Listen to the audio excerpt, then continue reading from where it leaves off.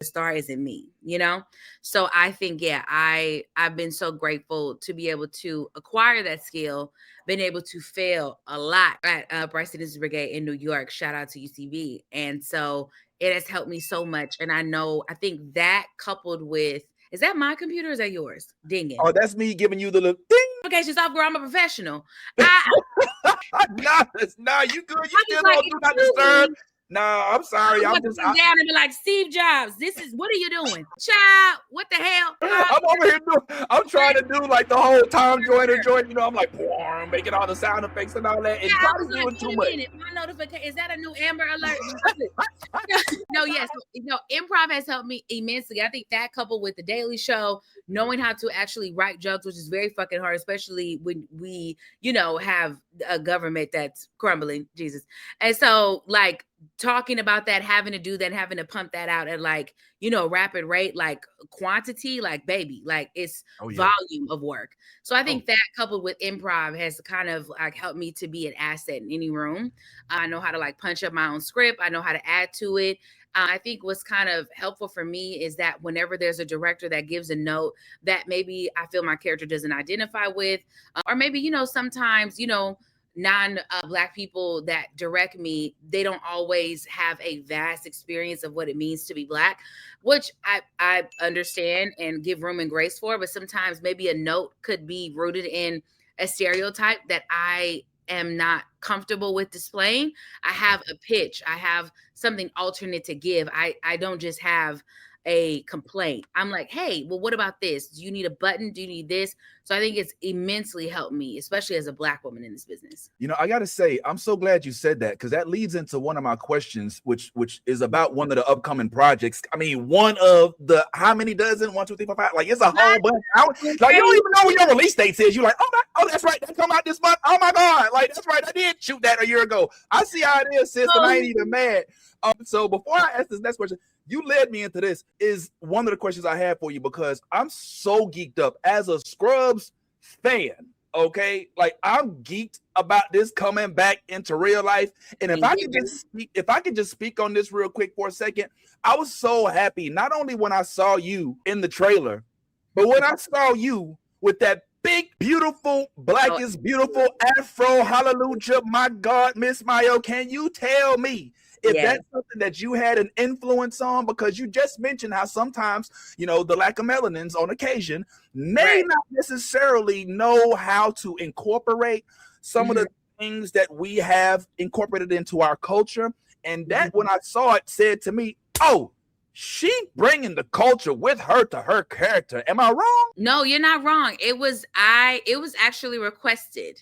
Nice. Actually requested. Like, I really feel like, the Scrubs team, and it's all the same people from what I understand, mostly in the background, the EPs and, writers and showrunners, some of the same writers. But I think like the big wigs, as far as like, the big four with like, Donald and Zach and Sarah and Judy. Oh, wow. Thank you so much.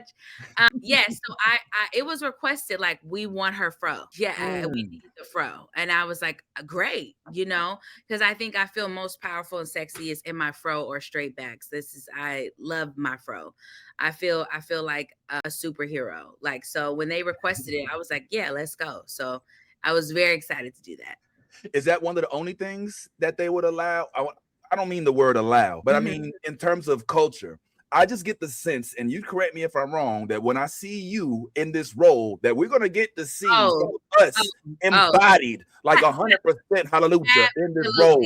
Tell us what to look forward to. RN. This is a black ass RN, and she doesn't have time. Me and Michael James Scott, shout out to MJ. He is my baby. We are tag team. We are thing 1 and thing 2.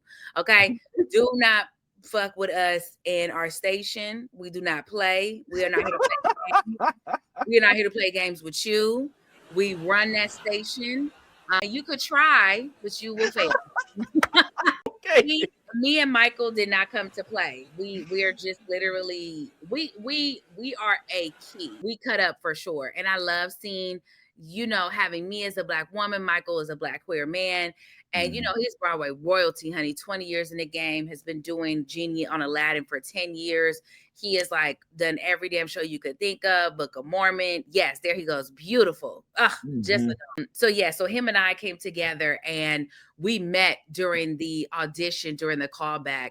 And I genuinely didn't think I was going to book it, but Randall Winston, who's one of the EPs, he directed me on an episode of American Auto.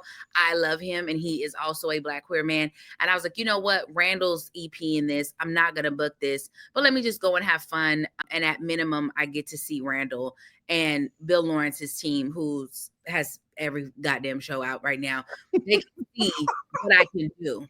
So I went in there and I acted a fool. I had fun. I said, this is gonna be for me. Yes. I'm not gonna book this. So just have fun, X. Just fuck it. Because it was the end of the year. I was like, this is the last. I'm not booking this. Like, they already know who they want, probably bigger names. So let's just have fun. And I did. And I booked, and I was like, you're all on drugs. They have literally well, if I could say, when I watched Scrubs, it would not necessarily surprise me if the writers were on drugs, because some of them jokes is like crazy. I just want, okay, that was a joke. You have to say that, girl. Oh, we mean like prescription drugs, you know, like Tylenol. Oops, sorry, not Tylenol. Anything but Tylenol. I'm leaving. I'm sorry. I'm coming back. Let me ask you this, sis, because I love that we bring in the melanin, we bring in the culture to the screen, and you're joining a cast that's already kind of been, you know, cemented. And specifically, I'm going to speak about Donald Faison. You know, we are, you know, you said you're a millennial, so that means me and you probably around the same age. We both had an Ninja Turtle or two, and Voltron, and Transformers, and Bill Cosby Show before. Blah, blah, blah. All right, so that means you probably remember him from Absolutely Clueless. When I walked on set, I said, Murray. He was like, that was your shit. That was your shit. I said, yes, Murray. Oh my God. Like, he doesn't, I think he understands, but it's just kind of like, to this day, I want a Jeep, and the greatest read is a virgin. And I'll be like, why do I need to know how to parallel park?